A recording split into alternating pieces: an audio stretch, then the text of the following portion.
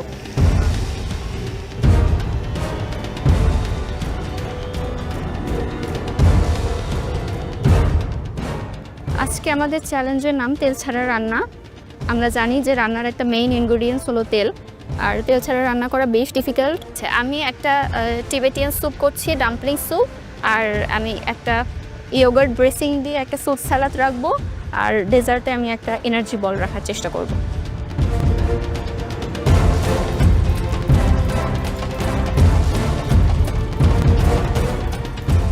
আজকে আমাদের চ্যালেঞ্জ হচ্ছে বিনা তেলে রান্না করা ওই জন্য আমার একটা স্টিম ফিশ বেছে নিয়েছি আর সুইট আইটেমে আমি একটা প্যানাকোটা করতেছি তো আমার স্টিম ফিশটা আমি স্টিমে দিয়েছি এবং এখন প্যানাকোটাটা রেডি করতেছি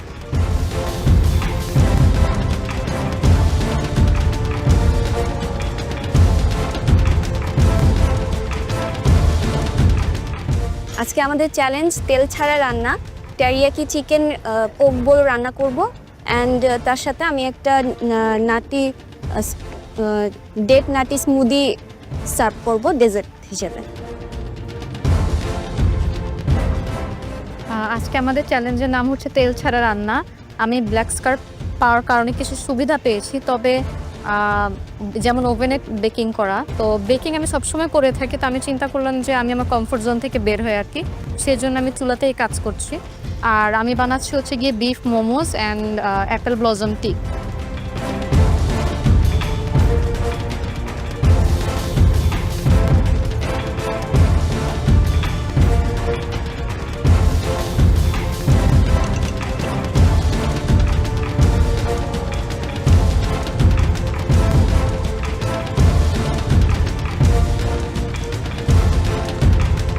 পার্টিসিপেন্টস আর মাত্র 30 মিনিট বাকি আছে এর মধ্যে সবকিছু কমপ্লিট করতে হবে কস্টিং কিচেন ক্লিন সেই সাথে একটা দারুণ প্লেটিং আজকে আমরা দেখতে চাই আপনাদের কাছ থেকে বেস্ট অফ লাক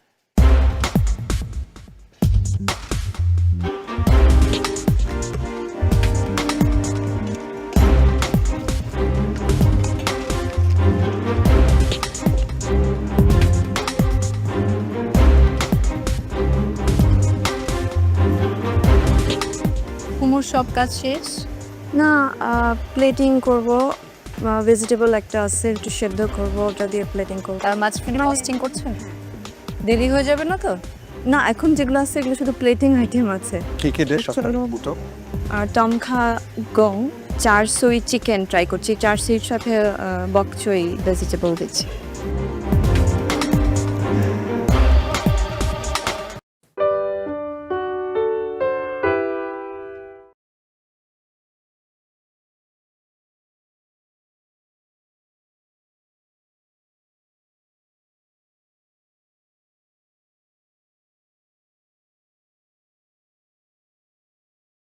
তেল ছাড়া রান্না আপনারা সবাই আমাদের আগের সিজনস দেখেছেন।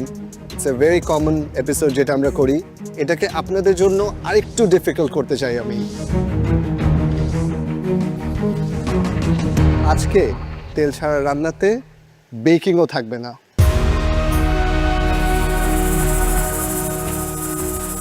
ওভেনের ইউসেজ এই চ্যালেঞ্জের জন্য কমপ্লিটলি নো। তেল ছাড়া রান্না, নো ওভেন। তো সো তোমরা এখন নিজেরাই ভেবে বের করবে কোন কুকিং মেথডে তোমরা যাবে, যেখানে তেল ছাড়া তোমরা একটা সুস্বাদু খাবার আমাদেরকে চমৎকারভাবে প্লেটিং করে দেখাতে পারবে। কিন্তু গত পর্বে যিনি টপার হয়েছেন তিনি ব্ল্যাক স্কার্পের সুবাদে কি কি সুবিধা নিতে পারেন? আজকে দিবা আপনার জন্য ব্ল্যাক স্কার্ফের পাওয়ার দুটো থাকবে। Number 1, you will be the only person যে আজকে ওভেন ইউজ করতে পারবে। So baking or oven related কাজ আপনি করতে পারবেন। And the second one would be Radhuni store থেকে আপনি যে কোনো সময় যে কোনো কিছু নিয়ে আসতে পারবেন। আনলিমিটেড টাইম রাঁধুনি গ্রোসারি স্টোরে। আপনি ডিসিশনটা আমাকে এখনই জানাবেন, অ্যান্ড ডিসিশনটা দেওয়ার পরে স্কার্ফটা আমাকে দিয়ে যাবেন। আমি অপশন 1 চুজ করব। আপনি আজকে অপশন 1 which means আপনি ওভেন ইউজ করবেন। Good decision. আপনি এসে আপনার স্কার্ফটা দিয়ে যাবেন আমাকে।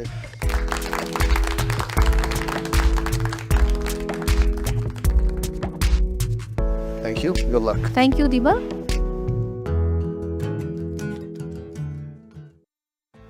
জাজেস, সময় নিয়ে আজকে কি বলার আছে? যে সময়টা থাকে রাঁধুনি স্টোরের জন্য 15 মিনিট দেয়া হচ্ছে এবং রান্নার জন্য দেয়া হচ্ছে টোটাল 1.5 ঘন্টা। এবং আপনাদের এই তেল ছাড়া রান্নার 2টো আইটেম করতে হবে। জাজেস, আজ কিন্তু আমাদের টপ 10 এর তৃতীয় চ্যালেঞ্জ এবং মহামঞ্চের নবম চ্যালেঞ্জ। আজকে কি কোনো এলিমিনেশন থাকছে? আমাদের এই টপ 10 পার্টিসিপেন্টস যারা আছেন তারা যতটা সময় আমরা চাই যে আমাদের সাথে থাকুক, তারা তাদের বেস্ট আমাদেরকে দেখ, সেটাই আমরা দেখতে চাই। সো আজকে কোনো এলিমিনেশন থাকছে না। বিজ্ঞ বিচারক, এবারে আপনারা আপনাদের আসনে গিয়ে বসুন। Thank you.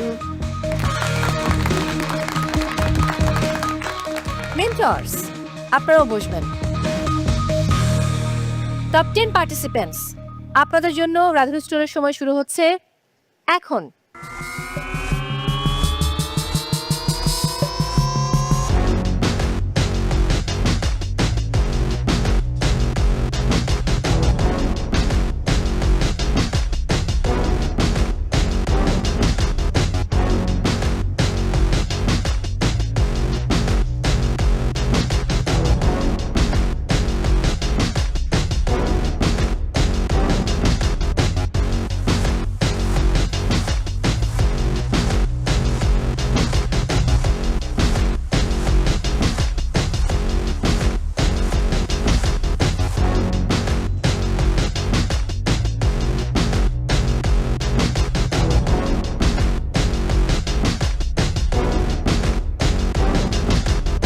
Well done, participants.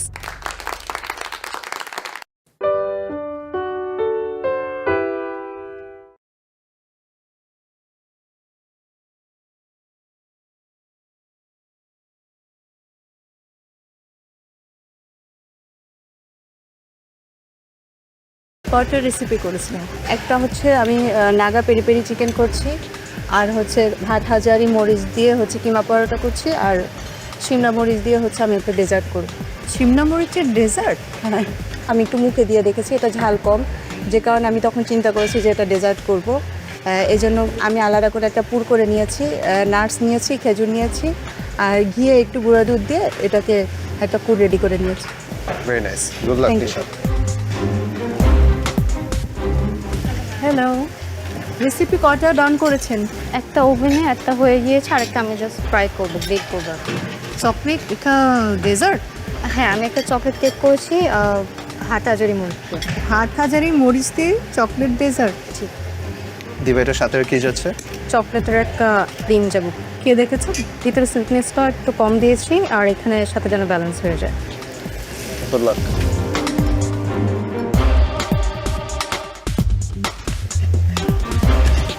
আসসালামু আলাইকুম। কি বানাচ্ছেন? আমি একটা হলো স্টাফিং করেছি, এটা হলো শিমলা মরিচের, আর একটা হলো হাটহাজারি মরিচের হলো ইয়ে করেছি, শরবত করেছি, আর একটা বোম্বাই মরিচের, এটা আচার করে আমাদের বাসায়, বাট ওই প্যাটার্ন করেই একটু এটা পুর ভরতে চাচ্ছে, এখন জানি না টক দিয়ে, এটা তেঁতুল দিয়ে। ঝালে মরে যাবো না তো আমরা? হ্যাঁ না ইনশাল্লাহ, মানে টকটা ঝালটাকে কাটবে। Thank you. কি বানাচ্ছেন রোশাই? আমি হচ্ছে ভুটানের ন্যাশনাল ফুড এমাদাজ, হ্যাঁ, চিজ অ্যান্ড জেলি, ওটা করেছি। আর হচ্ছে হাটহাজারি মরিচ দিয়ে আমি হচ্ছে একটা ডেটস অ্যান্ড নাটসের ডিলাইট করে উপরে হচ্ছে অরেঞ্জ আর ক্যারামেলাইজড সুগার আর হচ্ছে হাটহাজারি মরিচের একটা সিরাপ করেছি, আর হচ্ছে সাথে ওটার সাথে একটা স্টেরিলাইজ ক্রিম যাবে, যদি ওটা কমপ্লিমেন্ট করে তাইলে দিব। আর একটা করছি হচ্ছে ক্রিম দিয়ে টাং টুইস্ট শিং। Thank you, good lakh.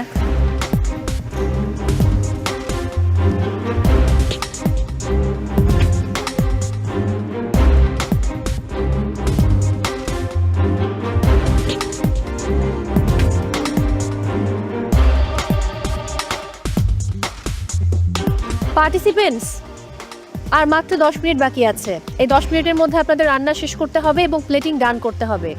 এরপর আরও 15 মিনিটস আপনারা পাচ্ছেন কস্টিং এবং কিচেন ক্লিনের জন্য। So please hurry up. Best of luck.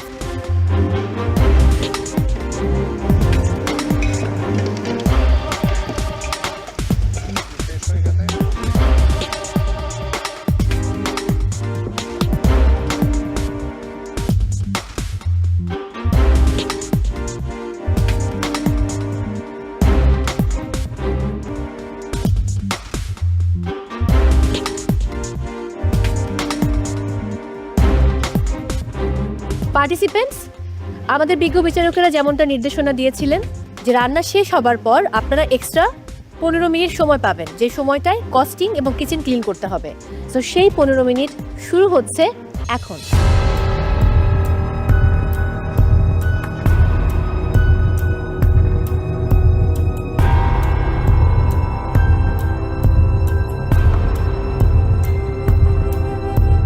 Ten, 9, 8, 7, 6, 5, 4, 3, 2, 1, 0, and time's up.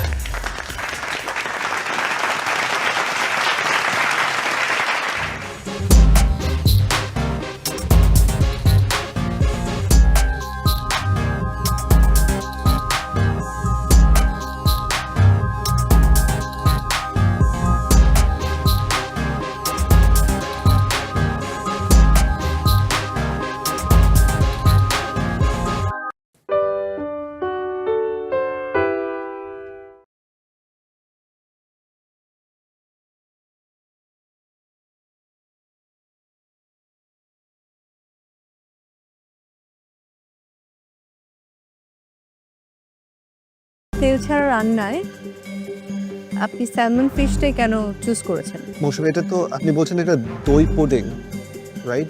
Strawberry দই পুডিং। স্ট্রবেরি দই পুডিং, এটা তো পুডিং হয়নি, ছানা হয়ে গিয়েছে। এবারে রাজশাহীর প্রতিযোগী মৌসুমী কবির, আপনার ফুড নিয়ে চলে আসুন দ্রুত।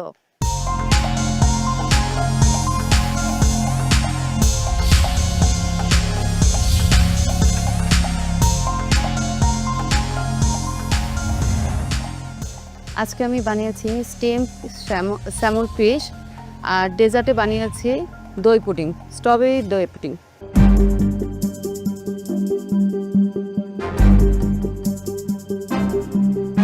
আজকের তেল ছাড়া রান্নায় আপনি স্যালমন ফিশটাই কেন চুজ করেছেন? বাসাতে এটা ট্রাই করেছিলাম, তো এটা ভালো লেগেছে জন্য আবার করলাম।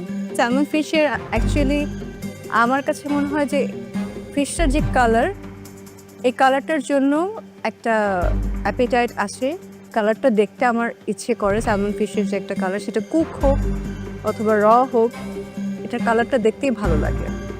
তার মধ্যে আপনি যেহেতু এটাকে স্টিম করেছেন, আবার সোয়া সস দিয়েছেন, অনেকগুলো সস দিয়েছেন, ফিশটার কালারটা নষ্ট হয়ে গেছে, আমার কাছে দেখতে কালারফুল লাগছে না।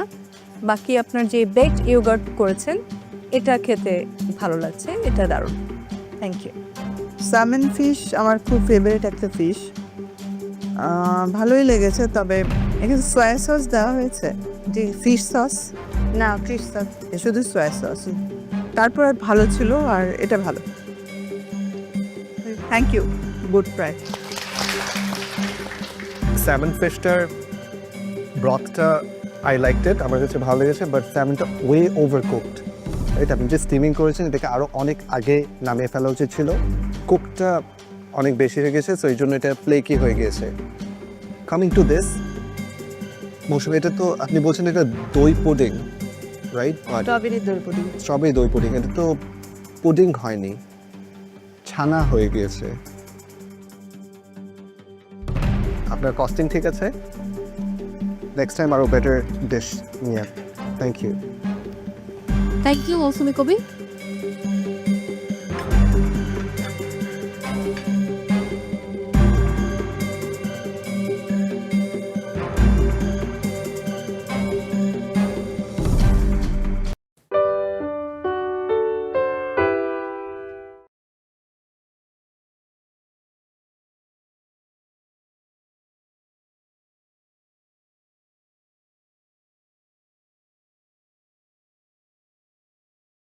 নসীন, আজকে আপনি আপনার ব্ল্যাক স্কার্ফের পাওয়ার ইউজ করে আপনার মেন্টরের সাথে 2 মিনিটস নিতে পারবেন। That is option number 1। Option number 2, আজকে আপনি ব্ল্যাক স্কার্ফের পাওয়ার ইউজ করে যে কোনো পার্টিসিপেন্টের থেকে 20 মিনিটস মাইনাস করে দিতে পারবেন। কুকিং টাইম থেকে 20 মিনিটস মাইনাস করে দিতে পারবেন। অ্যাডভান্টেজ নাম্বার 3, আপনি রাধুনী গ্রোসারি স্টোরে আনলিমিটেড টাইম যেতে পারবেন। প্লিজ আমাকে জানাবেন কি চুজ করতে চান, অ্যান্ড ডিসাইড করে আপনার ব্ল্যাক স্কার্ফটা আমাকে দিয়ে যাবেন।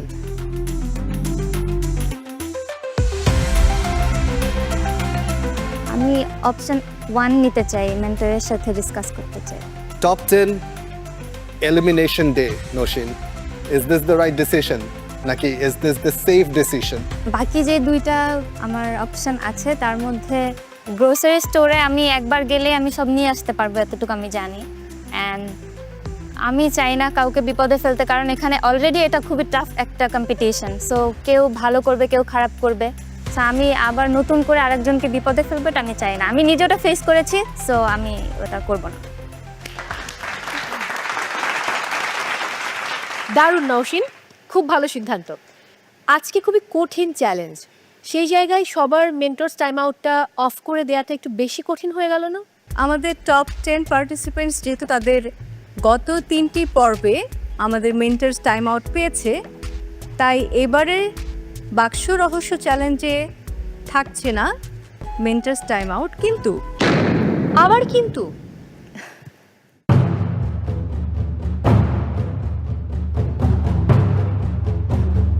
এরপরেও আপনাদের কারো যদি মনে হয় যে মেন্টরস টাইম আউট প্রয়োজন, কনফিডেন্টলি কিছু রেসিপিস নিয়ে আসতে পারছেন না, উই হ্যাভ ওয়ান অপশন যে আপনি মেন্টরস টাইম আউট নিতে পারেন। বাট সেটার জন্য আপনাকে আমরা 5টা ক্রাইটেরিয়ায় আপনাদেরকে মার্ক করি। একটা থাকে ওখানে কনফিডেন্সের উপর।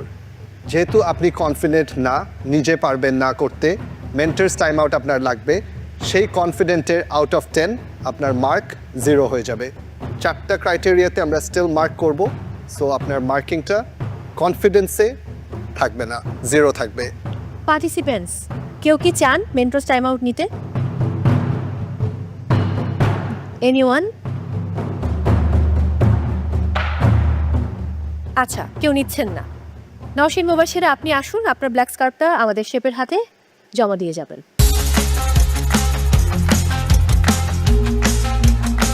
নওশিন, আজকেও কিন্তু আপনাকে এই 3 ধরনের মরিচ দিয়ে ব্ল্যাক স্কার্ফের মর্যাদা রাখতে হবে। Thank you.